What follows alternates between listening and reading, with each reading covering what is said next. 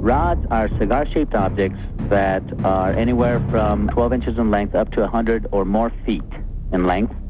They travel at extremely high velocities, barely visible with the naked eye unless you know what they look like, because they must be traveling at hundreds of miles per hour.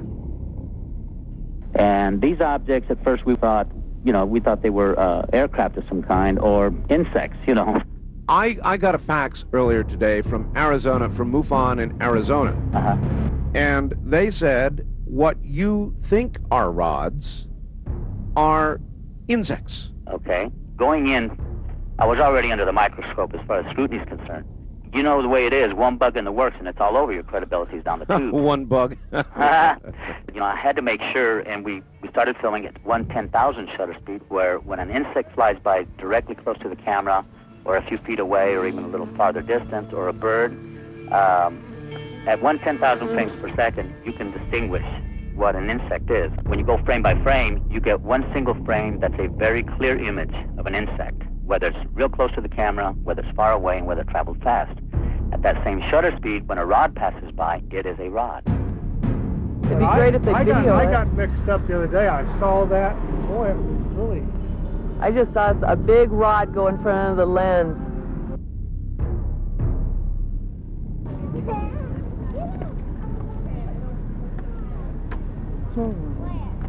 We're going to go out with a team of scientists to all the sites, because now we have 19 states where we know it's verifiable that these objects are appearing in broad daylight on a daily basis. 1996 comes along, and there's some people diving into the same cave in Mexico. This time we have a rod object with a base jumper that's falling in, and this was taken with high broadcast quality, videotape, Beta SP cameras.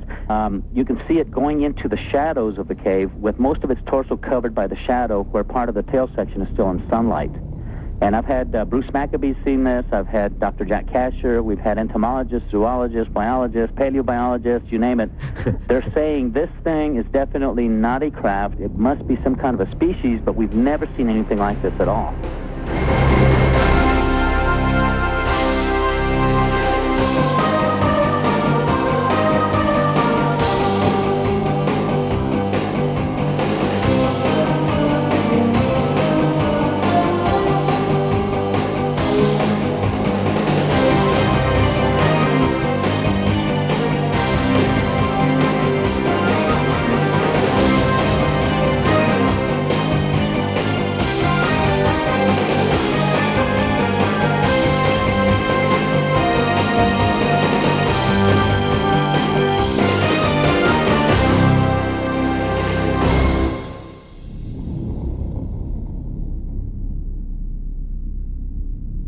Early on, when Jose, first brought out the rod phenomena, he located up here to Lakewood, Colorado, where I live, and I was very skeptical at the beginning. I said, well, I want to see what he's talking about.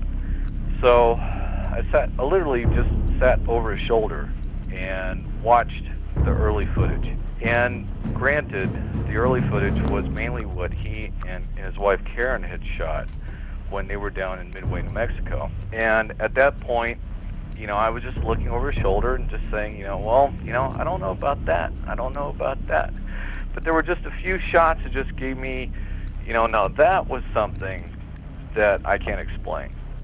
And we started to build on that kind of a relationship of, okay, I see what you're seeing here, I see what you're saying there. And it was a lot of an education process for me. And a lot of it had to deal with the speed of these objects, because what we were dealing with, actually up until just recently, were just a few frames here and there. They were so fleeting and so fast that we would sit there and look over each other's shoulders, and it was like, did you see that? No. And then he would say it to me, did you see that? And I'd say no. And we'd have to play the tape back and review it. And that's when we really started to scrutinize what we were looking at. And I'm serious about the scrutinization. I mean, we started comparing with birds. I mean, we started to have, a bird shot with a rod shot. We started to have a bug shot with a rod shot. And I started becoming even more intrigued at this point. It was like, okay, well, that's a bird, and that's a bug, but this is a rod. So we worked together, and I started telling Jose, I said, you know what? I'm sitting here looking over your shoulder. I'm looking at this stuff, but we're not going to convince hardly anybody of this stuff. We need better data. At that point, Jose came up with a sky fishing protocol, and then we started getting stuff from outside sources, and then we started to see some detail into these objects, and that's when I really was intrigued at that point. I was hooked. I've been researching these rods, these objects with Jose for over 3 years now. Obviously, rods exist. We have enough video proof of that, I believe. And I think it's time, possibly with this new video, that this is definitely going to go down in the history books, because I think we have an undiscovered life form that is living among us, especially with some of the footage that's included on here on the cave. And we're talking high-quality digital video cameras that are definitely picking up something, and I think it's very important to scientifically go out there and research these and study them. And I think, importantly, that rods possibly are something that is just among us as Earthlings and on the Earth, and not necessarily coming from another planet. Obviously, this video is going to prove that these are real objects, and again, adding to the overwhelming evidence that rods do exist. And we've only made up the term rods. I mean, they could be anything, and I really think that we need to have researchers from Mexico, and researchers from Canada, and researchers from the United States to kind of bring all these countries together and try and figure out this mystery.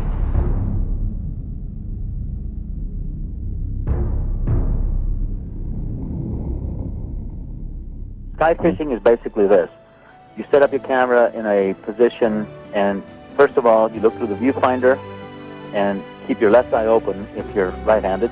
You set your zoom on your camera to where you catch the same identical scene that you're seeing with the naked eye. This way, when you capture something, you say, well, I had the camera set at the same position that I'm seeing with the naked eye, okay?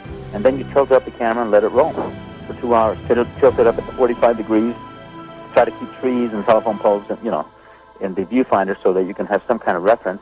Right. But that's basically it, and you set it at the highest shutter setting possible. This way, when an insect passes real close to the camera and buzzes by the lens, you will see, when you go frame by frame, an insect.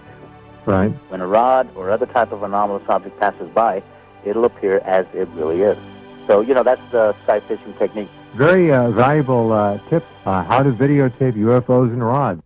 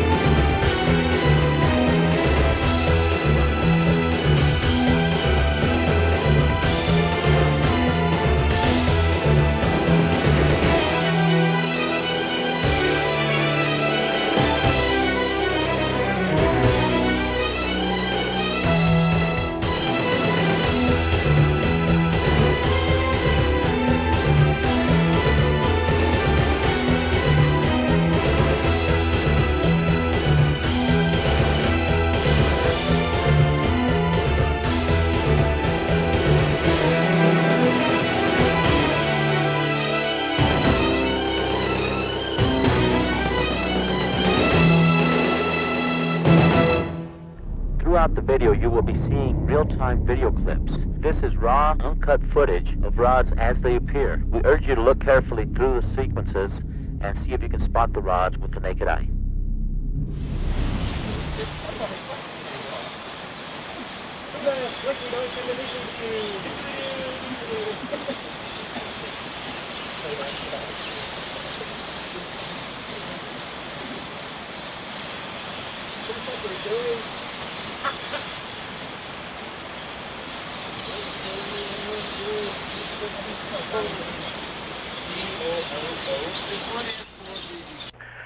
We've got a shot with a rod coming basically over the shoulder of the videographer, Mark, and it pulls away from you in banks, and you get an end-on shot of it, and you can see that these appendages, fins, whatever you want to call them, are mounted on, against the side of the torso, and then it banks away from you and turns again and gives you another look, and it's all one continuous sequence. It's a mind blower. When we were scanning the tapes and each UFO or object had a different shape, we had to name them different names, and we came up with the rods because it looks like a microorganism, a bacteria, a virus. The rod shape looked like what I saw under the microscope. Being a medical assistant, I saw that commonly, the rod shape. So I immediately said, those are rods.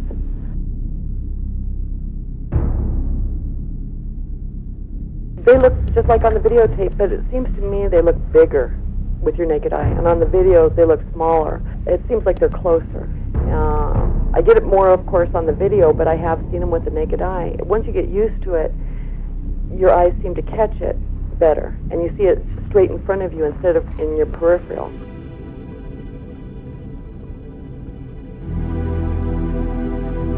I was on vacation with the kids to get away from it all, and I was videotaping, and I thought, well, okay, we'll aim the camera up towards the sky for just a moment, and lo and behold, a rod went over the plaza. And I saw it, and I went, on the tape so I could mark it with my voice. And that's how that happened.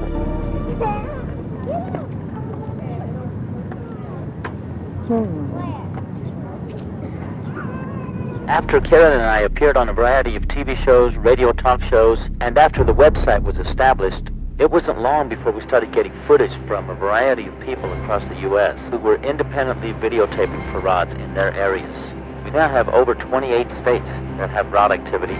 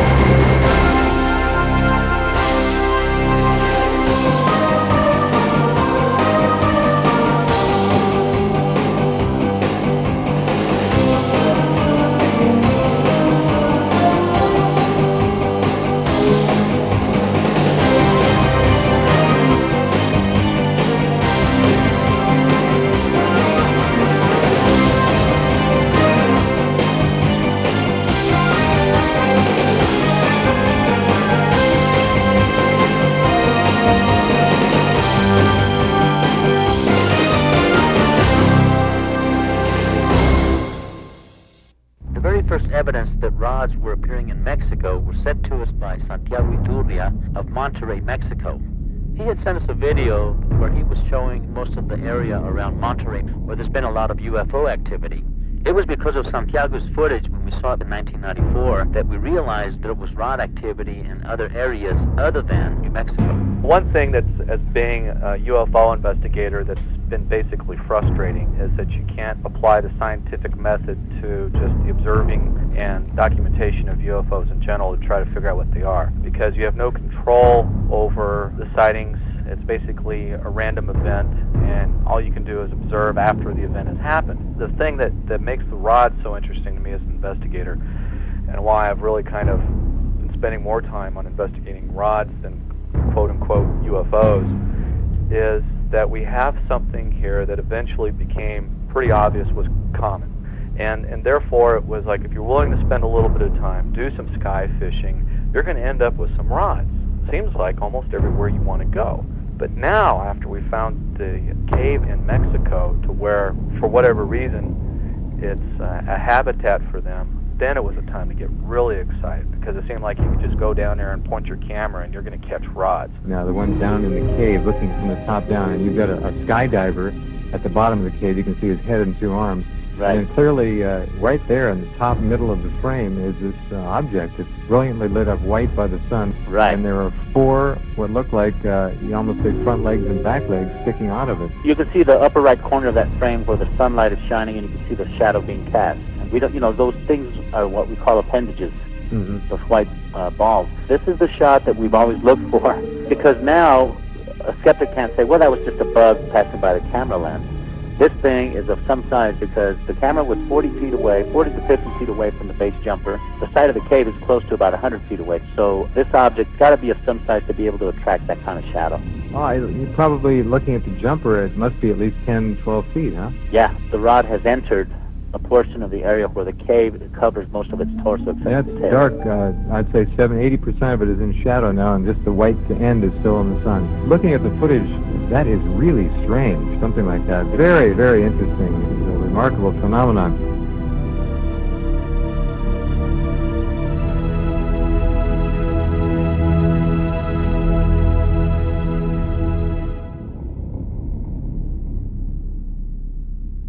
When you took this footage and this material and made the presentation to the scientists, what was their response? Was there an audible, what is that? Or did they think it over? What did they say? At first, they said, well, it could be an insect, okay, because I was showing them other clips before this particular one. Then they looked at this one and they said, we don't know what in heavens, we don't know what it is, Right. They said, we've seen bats, we've seen, swallows, we've seen every kind of known type of object, it says, but this is definitely something that's new. And another thing we also presented to them were sounds that these things make. We have 3 video clips, two from New Mexico and one from Tempe, Arizona, where these rods pass by the camera and they make a certain sound. Really? Yeah, it's like a clicking noise.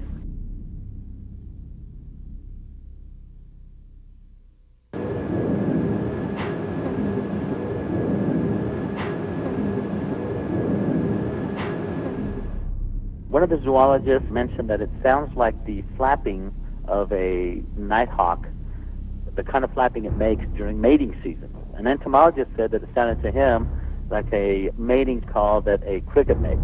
Both of them started out a little skeptical about it, but by the end of the film, they were scratching their head going, well, what in the world is that? And it went on from there. They had agreed to send the film to some of their colleagues and let them look it over. And after they returned the videotapes back to Jose, they really didn't have an explanation. Everybody they showed it to really didn't know what to think of it. From what I can tell, I think that Jose Escamilla really has something here.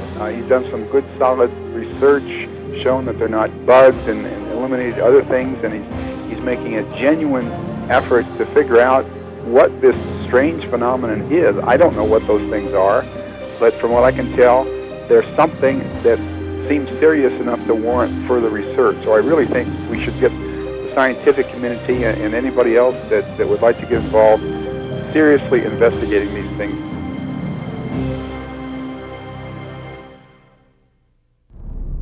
Here is another real-time video clip featuring footage of a base jumper and rods in the cave in Mexico.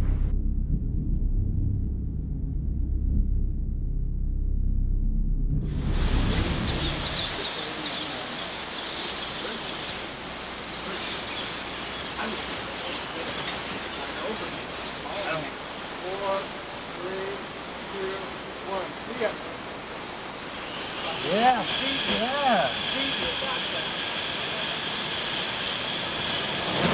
180. Yeah, 180? Yeah. In one of the cave sequences, you can see a rod approaching one of the base jumpers.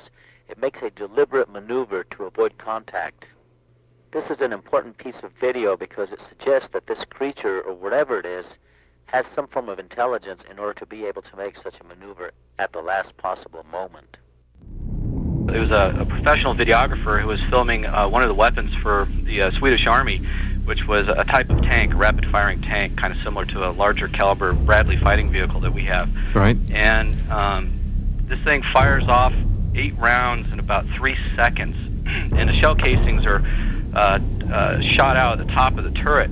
And the shell casings are still arcing through the air. They haven't even touched the ground yet, and a rod comes zipping through.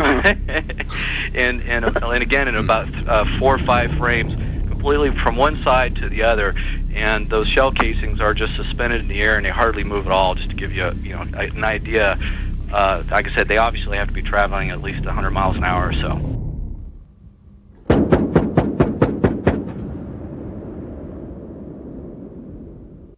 Because there were slight differences from one image to the next. There were some differences regarding these appendages, is what I used to call them originally. And at first they struck me as being maybe like little wings, pairs of wings running along the length of the body. But that didn't work because they weren't always in opposing pairs. Sometimes you'd have 4 along one side of the body and 3 along the other. And then some people maybe suggested that these were actually maybe little globes of energy along the side, but that didn't really jive with me because the thing looked organic, it looked alive. So I was trying to think of what was something consistent, that would carry on through all the different rods that we were seeing over a period of years. When you started looking at Bryan Williams' shot, you could really make out that this was a single membrane or a continuous fin. We look at the rods themselves with their body don't undulate like a fish, but instead their body's relatively stiff and their fins do the undulating. And the first thing that came to my mind as far as like a model of what I was picturing, and I recognized a fish I'd seen a long time before, and it's called a black ghost knife fish. The scientific name for the fish is Apternotus albifrons.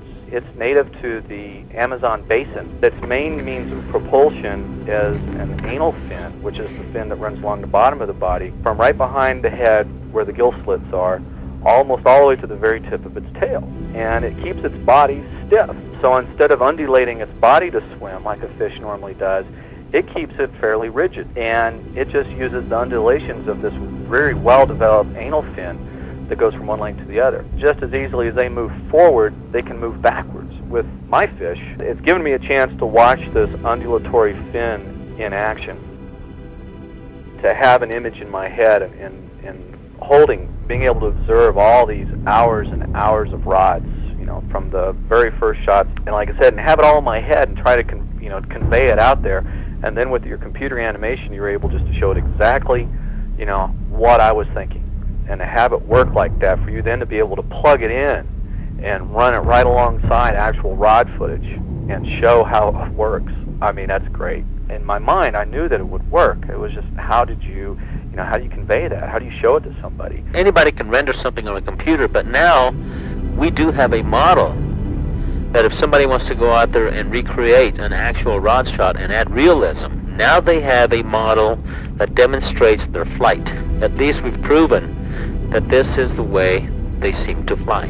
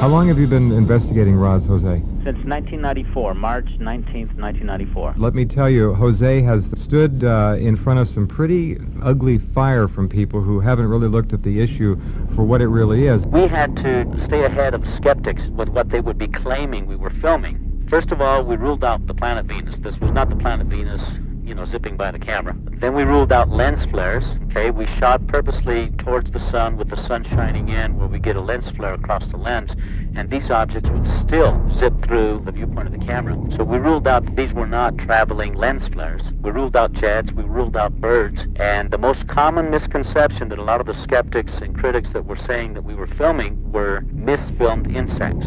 So we did all these tests, and we came up with a protocol that we call sky fishing, and no matter what goes in front of the camera, real close to the lens or a short distance or far away, when you go frame by frame and you investigate what might have passed by, you will distinguish whether it's an insect, a bird, or one of these rods. And at that protocol, there's no mistaking it. Right. Now, there are a lot of people who have tried this technique. It involves taking a camcorder, setting it on a tripod, going usually outside a building. Of course, the sun is screened away from the camera lens by the building overhang, but you're shooting up into a bright sky to get full illumination without the sun, and then you go back inside and look at it basically frame by frame. When you shoot into the sun, it's real important that you shoot at the highest shutter setting. This way, at the highest shutter setting, you will get definitive structure of whatever passes by. You will be able to tell insects, debris that's up in the sky, and rods that fly by. Recently, John Bro, Tim Edwards, Frank Serra, Brian Williams, and many other people that are using this technique have been under fire by ufologists and skeptics, and I'd like to defend them on this technique because one of the outstanding things about shooting into the sun is that you can see the undulatory wave fins of these objects. We're going to start focusing on this technique.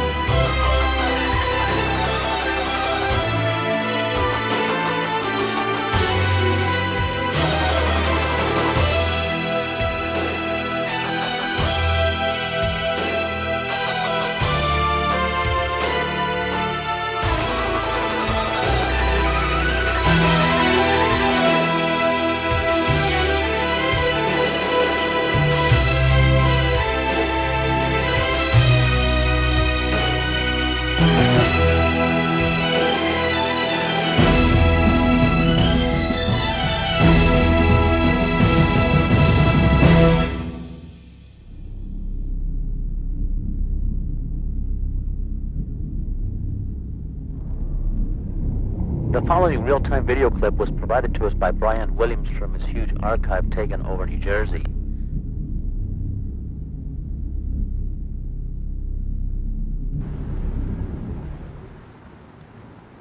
Why did I turn?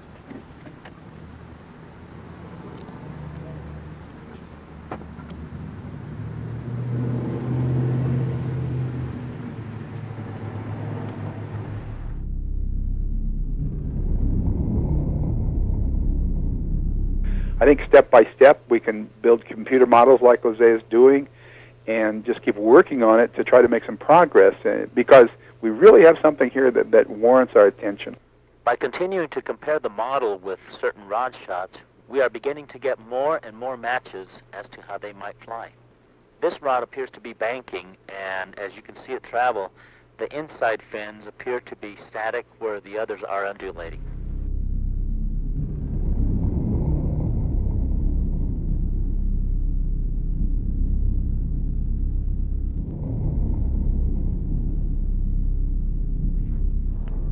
The following real-time video clip features the base jumper that is barely missed by a rod, and then later on as you look at the footage, you are going to see one of the best shots taken of a rod in that cave. Thank those kids.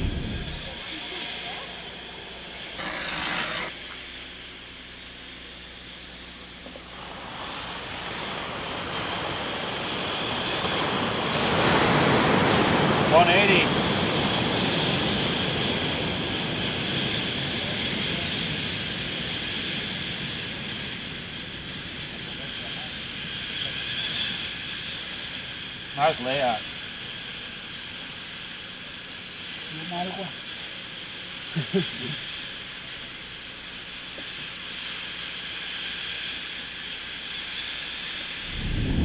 This next sequence features the base jumper, swallows, insects, and rods all within the same sequence.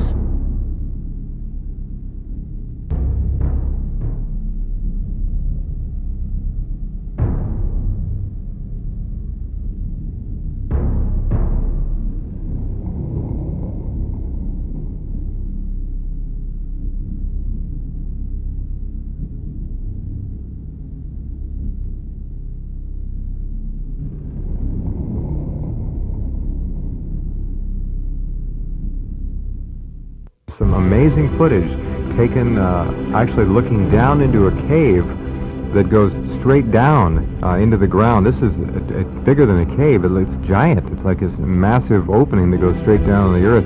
And how deep is it, Jose? It's approximately 1,600 feet deep, and it's a linear cave, and the cave is 165 feet in diameter. And it's narrow at the top and expands as it goes down to the base. It's just just on its own, it's just an extraordinary geological feature. Inside the cave, it's inhabited by swallows. They call them golondrinas. The name of the cave is Sótano de las Golondrinas, which means cave of the swallows. And these things emerge every morning. They come out early in the morning, like bats do. You know, bats come out at night, do their deal. Well, the swallows come out in the morning, they go and hunt, and they come back at dusk. The very first footage we saw of this cave, even preceding the current footage we had, was of a jumper who actually jumped off the skids of a helicopter back in 1990, and it was the first subterranean parachute jump. Yeah. You can imagine that concept. In the meantime, it gets some fame, and base jumpers have been jumping off of it, and that's where we got the current footage we're dealing with. And I've got to tell you, the cameraman that filmed the latest footage, his name is Mark Lichtle. You know, I'm hollering rods and UFOs, and he goes, yeah, right. But 2 weeks later, he finally, starts reviewing the footage, and he sees this rod. When Jose first contacted me about the footage that had aired on Real TV, I thought, well, this guy's out there. I thought, well, what he's seen was simply a distorted version of a bird, because there are millions of these birds in the cave in Mexico. I thought for sure that's what he's seen. Weeks later, when I had gone ahead and had some time and reviewed the tape that he mentioned, I was totally blown away. I thought, wow, what have I captured here? The first thing you think, okay, it's got to be a bird, and quickly that's not what it is. Then you think, okay, it's an insect flying close to the lens. Even if that's what it is, it's unlike any insect that I have ever seen. Whatever this creature is, it is a new species of something undiscovered. How long it's been around, I don't know. It's incredibly fast. I've never seen one with human eye. I've only caught them as blurs on my camera. And when you do it in slow motion, it is decipherable enough to say that's not a bird, that's not an insect like anything else we've ever seen. You are definitely set back in your seat, and you say, well, what the heck is this? And you actually become thirsty about, how can we get a better picture of it? You become kind of wrapped up in it. I have been fortunate or unfortunate, however you look at it, to happen to catch these things with my camera. There's some type of flying creature. I'm not positive of their exact size. Sometimes they appear to be very small insect size, and sometimes they appear to be very large in the 4 to 5 foot range, at least the ones I've seen and caught on tape. When I first looked at this, I thought, well, what a joke, this is going to be. But when I saw my own video that I shot and saw this thing fly slow motion through the camera, I thought, okay, what the heck's going on here? It was a little startling about what have I caught. I felt a little special because I am a very incredibly logical individual, and unless something has irrefutable evidence, I tend not to believe it. What I do know is it's unlike any other creature that I know of on this planet.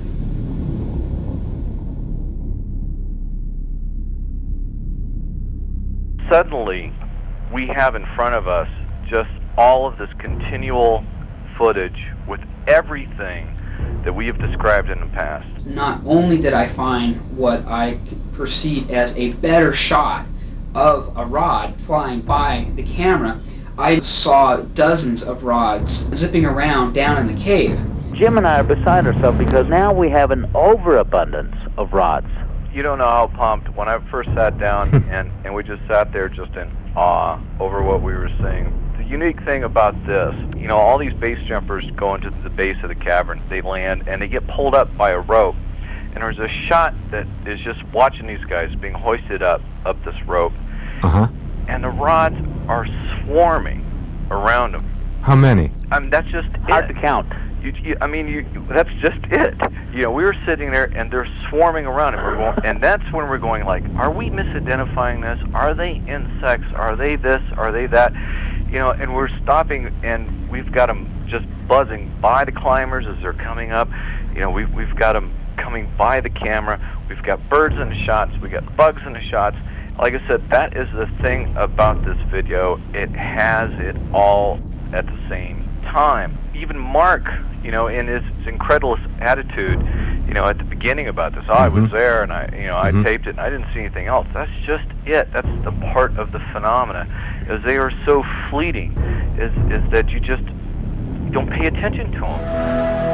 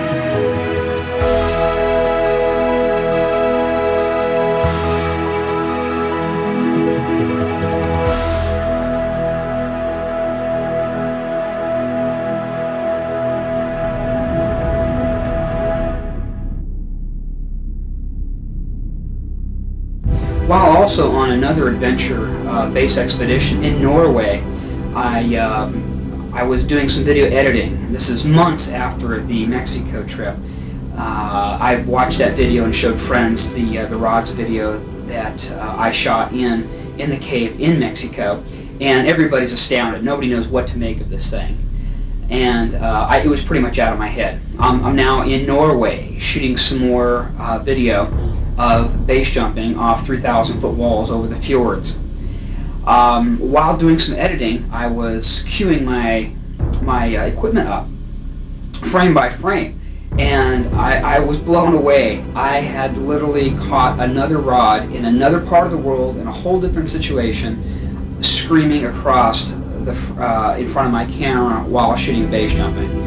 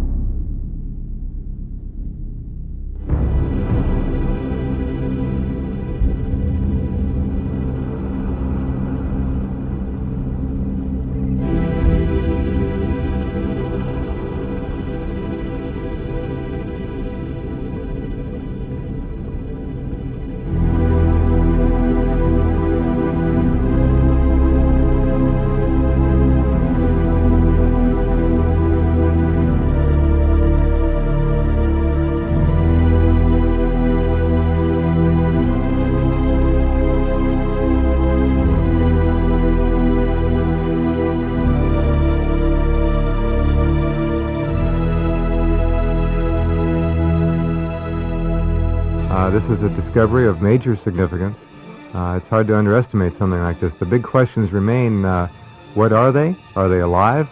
Are they hardware? Where do they come from? Do they live in the cave? Boy, a million questions. We know that we've got to go further, to really pinpoint what these things are.